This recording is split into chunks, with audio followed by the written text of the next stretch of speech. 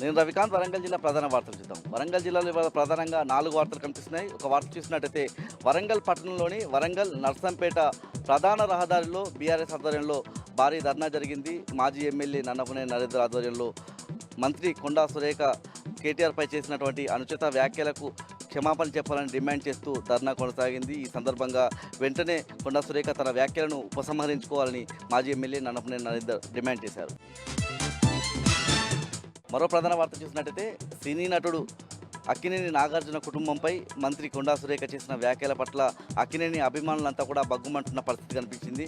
వరంగల్ పట్టణంలోని పాపయ్యపేట చమాన్ జంక్షన్లో కొండా సురేఖ దిష్టిబొమ్మను అక్కినేని అభిమానులు దానం చేశారు. ఈ సందర్భంగా కొండా సురేఖ వెంటనే తన వ్యాఖ్యలను ఉపసంహరించుకోవాలని, లేదంటే దశల వారీగా పెద్ద ఎత్తున నిరసనలు చేపడతామని చెప్పి హెచ్చరించిన పరిస్థితి కనిపించింది.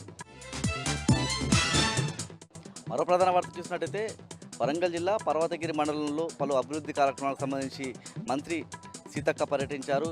పర్వతగిరి మండలంలో ఓ కార్యక్రమంలో మంత్రి సీతక్క పాల్గొన్నటువంటి కార్యక్రమంలో గ్రామ పంచాయతీ కార్మికులను కింద కూర్చోబెట్టి వాళ్ళను అవమానించిన సంఘటన జరిగింది. అంతేకాకుండా గ్రామ పంచాయతీ కార్మికులు తమ సమస్యలకు సంబంధించిన వినతి పత్రం అందించేందుకు మంత్రి సీతక్కను కలిసే ప్రయత్నం చేయగా పోలీసులు అడ్డుకున్నారు.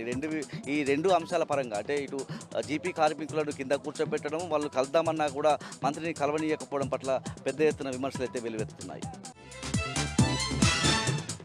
మరో వార్త చూసినట్టయితే వరంగల్ శ్రీ భద్రకాళి అమ్మవారి దేవాలయంలో శరన్నవరాత్రి ఉత్సవాలు అంగరంగ వైభవంగా నిర్వహిస్తున్నారు. అమ్మవారి వాళ్ళ బాలా త్రిపుర సుందరి అవతారంలో భక్తులకు దర్శనమిచ్చారు. ఉదయం వృషభ వాహన సేవ, సాయంత్రం మృగ వాహన సేవ నిర్వహించారు.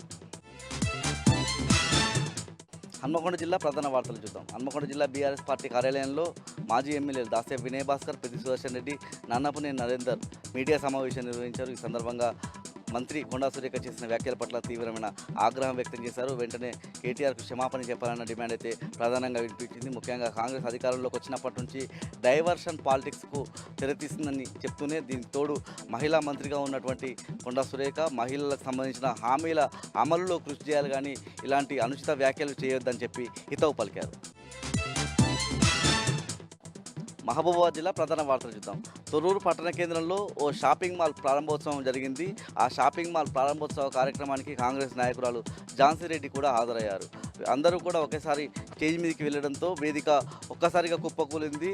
ఝాన్సీ రెడ్డితో పాటు అక్కడ స్టేజ్ మీద ఉన్న వాళ్ళందరూ కూడా తీవ్ర గాయాలయ్యాయి. ఝాన్సీ రెడ్డికి కాలు విరిగినట్టుగా సమాచారం అందుతోంది.